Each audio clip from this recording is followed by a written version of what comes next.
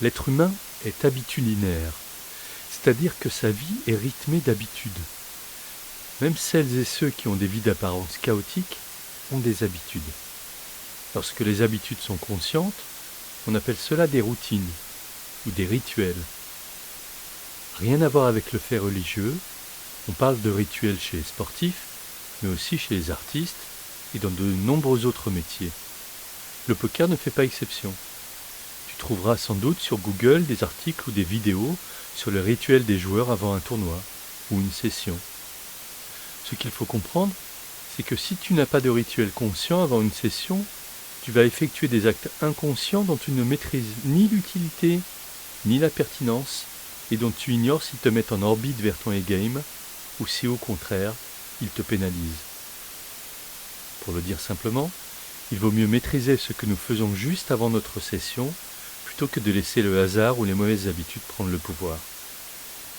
Mais si en réalité tout cela commençait beaucoup plus tôt, dès le début de la journée, car lorsque nous parlons des habitudes, alors tout devient important. Comment nous nous levons, comment nous mangeons, comment nous travaillons, quel est notre environnement lorsque nous jouons au poker, quel est notre rythme hebdomadaire de travailler aux tables et hors des tables, quel est notre rythme de sommeil, quel temps nous consacrons au sport et quelle place nous laissons à la vie hors poker, et quelle place nous laissons pour le rien, pour l'improvisation, pour la fête et pour l'imprévu.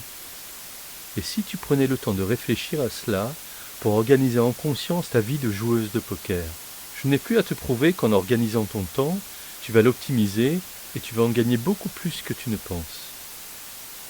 Mais il y a ces fichues habitudes qui sont installées depuis longtemps, peut-être depuis toujours. Nous copions aussi souvent les habitudes de nos parents, le rythme de vie qu'ils nous ont imposé lorsque nous étions enfants. Il est temps de choisir ce que tu fais de ton temps. Mais comme Rome ne s'est pas faite en un jour, il ne s'agit pas de tout chambouler.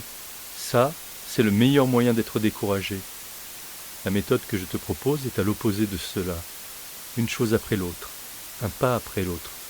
Si ce n'est pas le premier podcast que tu écoutes, tu as compris que c'est au cœur de ma méthode.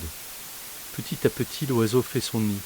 Ne crains pas d'aller lentement, crains seulement de t'arrêter, un pas après l'autre. On ne gravit pas la montagne en un seul pas.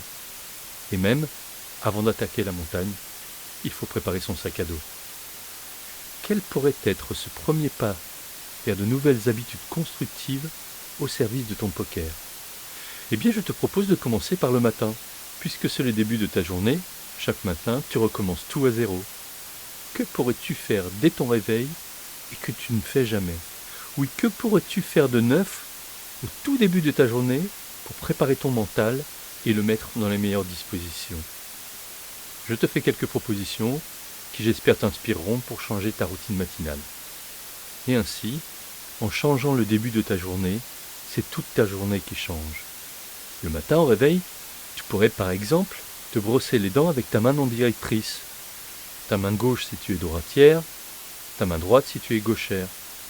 Tu seras étonné de constater que cela demande un effort considérable. À quoi cela sert-il? Tout simplement à réveiller le cerveau et à donner une information majeure à ton inconscient. Dès le matin, tu prends les choses en main, car c'est toi qui décides à présent. Une fois que tu t'es lavé les dents, tu pourrais, si tu ne le fais pas déjà, boire une grande quantité d'eau, 1 ou 2 bols d'eau claire. Il se trouve que la nuit, notre cerveau consomme énormément d'eau.